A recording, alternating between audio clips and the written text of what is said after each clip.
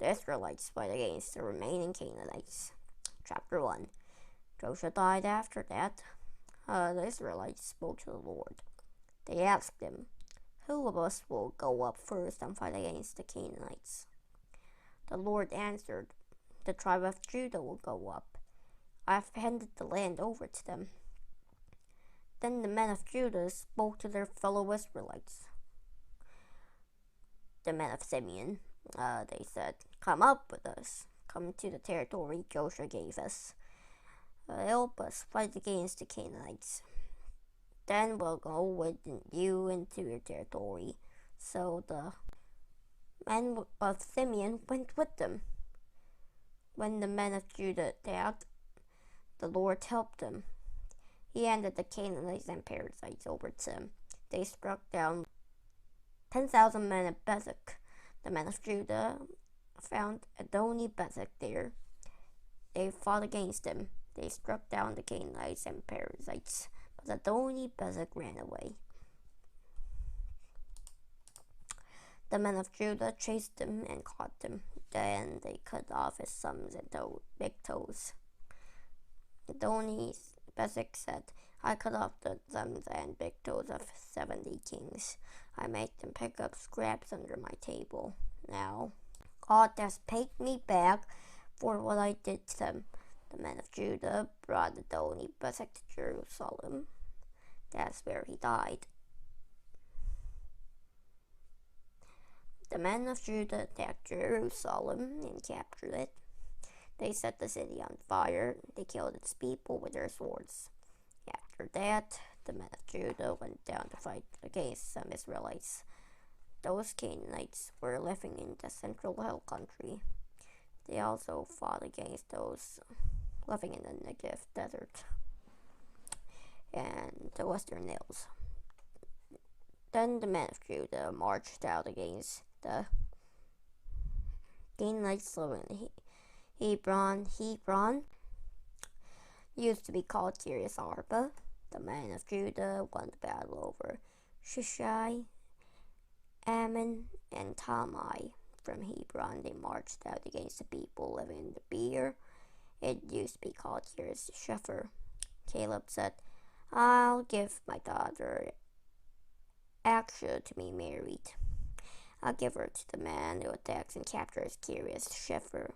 Othniel captured it, so Caleb gave his daughter Akshah to him to be his wife. Othniel was the son of Kenaz. He was Caleb's younger brother. One day Akshah came to Othniel. She begged him to ask her father for a field. When she got off her donkey, Caleb asked her, "What can I do for you?" She replied, "Do me a special favor. You've given me some land in the Negev desert. Give me springs of water also."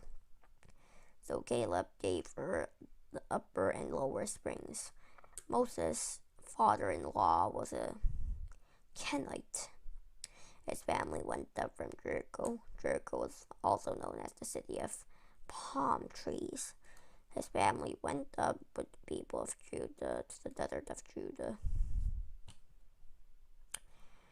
They went there to live among his people. Those people were living in the Negev desert near Arad. The men of Judah marched out with their fellow Israelites. The men of Simeon, they attacked the people of Canaan living in Zephtah. They set the city apart to the Lord in a special way to be destroyed. That's why the city was called Hormah. The men of Judah captured Gaza, Ashkelon, and Ekron. They also captured the territory around each of those cities. The Lord was with the men of Judah. They took over the central hill country, but they weren't able to drive the people out of the plains. That's because those people used chariots that had some iron parts. Moses had promised to give Hebron to Caleb.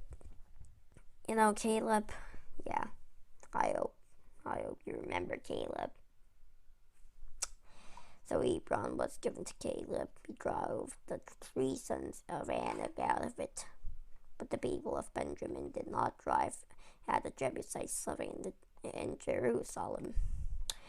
So to this day they lived there with the people of Benjamin. The tribes of Joseph attacked Bethel. The Lord was with them. They sent men to Bethel to check it out.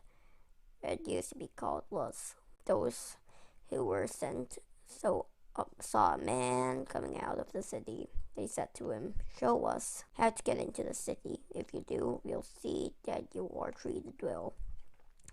So he showed them how to get in. The men of Joseph killed the people in the city with their swords, but they spared the men from Bethel. They also spared his whole family. It's kind of the same situation like Rahab. Then he went to the land of the Hittites. He built a city there. He called it Luz. That's still its name to this day. But the tribe of Manasseh didn't drive out the people of Beth-shan. They didn't drive out the people of Tanakh, Dor, Iblam, and Megiddo. And they didn't drive out the people of the settlements that are around those cities either. That's because the Canaanites had made up their minds to continue living in that land. Later, Israel became stronger. Then they forced the Canaanites to work hard for them. But Israel never drove them out completely.